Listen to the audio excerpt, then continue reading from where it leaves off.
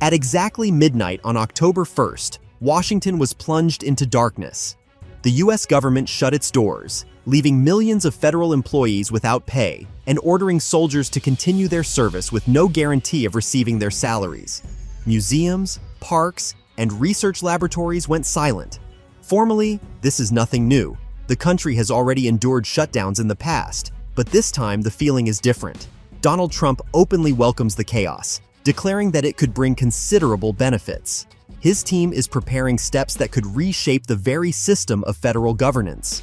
What began as a dispute over healthcare funding has turned into a high-stakes game where ordinary families, soldiers, and even global markets are at risk. This is no longer about missed votes or late-night sessions on Capitol Hill.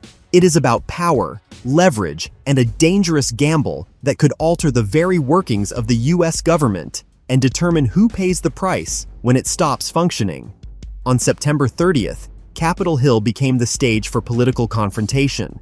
Both parties introduced emergency funding bills, and both collapsed under the weight of partisan divisions. Republicans proposed a clean stopgap measure to extend funding for 7 weeks. 55 senators supported it, including 2 Democrats and 1 independent.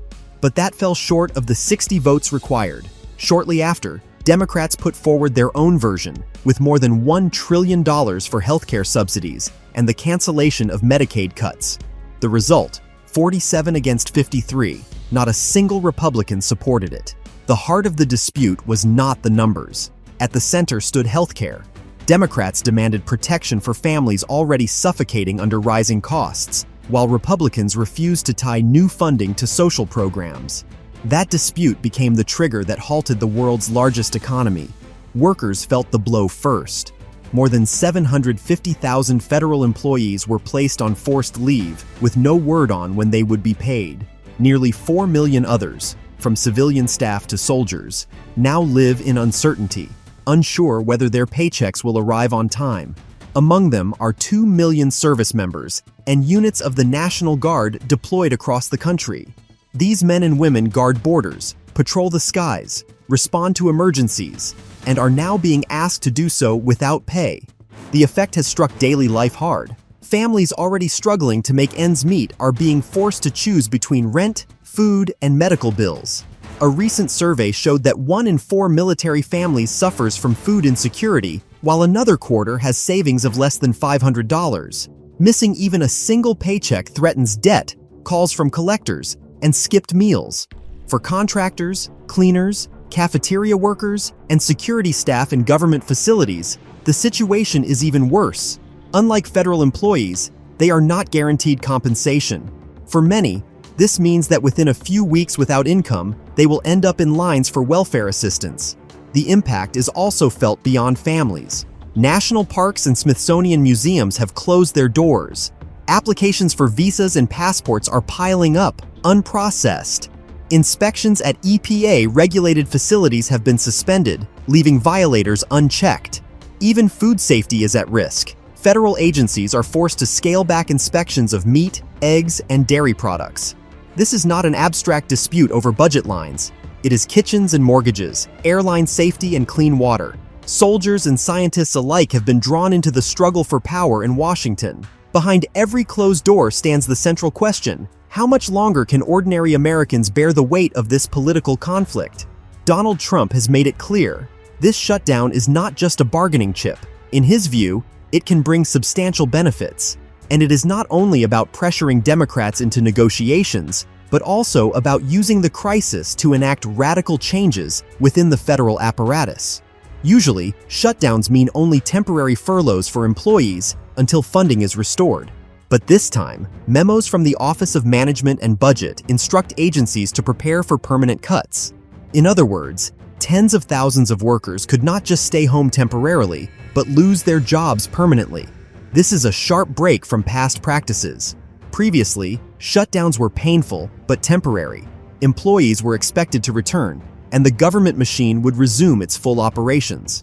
Trump's approach turns the crisis into an opportunity to cut agencies, close programs, and eliminate entire layers of bureaucracy, all without Congress. Lawyers warn that this could trigger a constitutional crisis, since the power to allocate the budget belongs to Congress. Yet the administration is acting as if the president's spending plan is already law. Critics, including former White House lawyer Richard Painter, argue that these measures exceed legal authority. Economists add that replacing temporary furloughs with mass layoffs will cause far deeper harm. The disappearance of thousands of federal paychecks will depress consumer spending long after the crisis ends. But the main risk is political. By turning the shutdown into a weapon, Trump is making it a tool to restructure the entire system of power. And this is noticed not only in the US, allies abroad are closely watching. Financial markets are nervous, treasury yields are rising, and the dollar is under pressure. Investors are questioning whether America can be trusted if its own apparatus is paralyzed. For Washington's partners, this shutdown signals not merely disorder, but a White House willing to risk the very structure of governance. And that risk could cost more than frozen federal paychecks. This crisis is not confined to the halls of power. Its waves reach global markets within hours.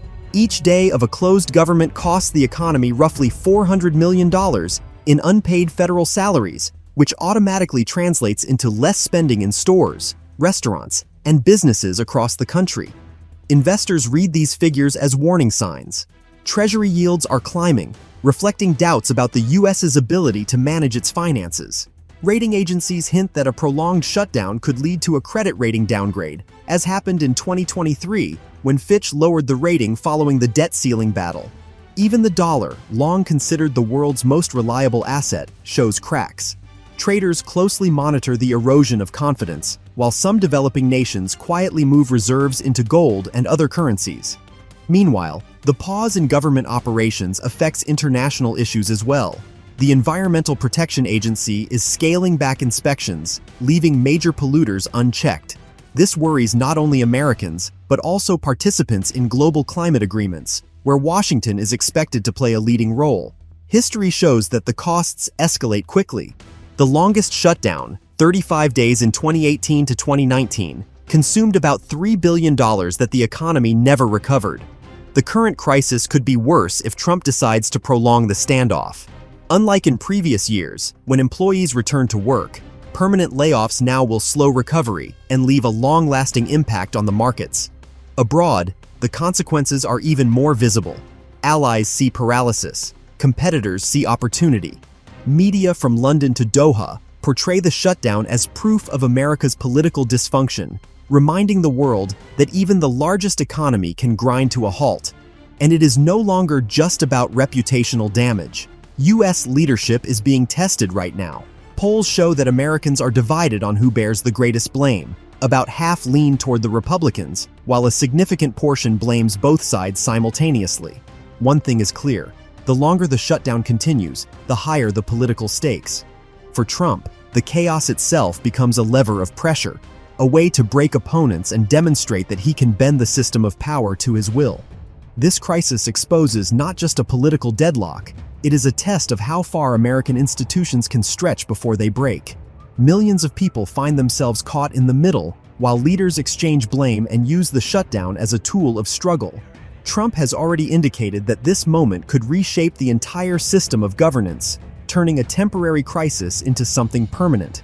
The question now is not only when funding will return, but also what kind of country America will become after the dust settles. What do you think? Will the Democrats give in, or are we facing the longest shutdown in US history? Share your thoughts in the comments and follow the channel. There is still much more to come.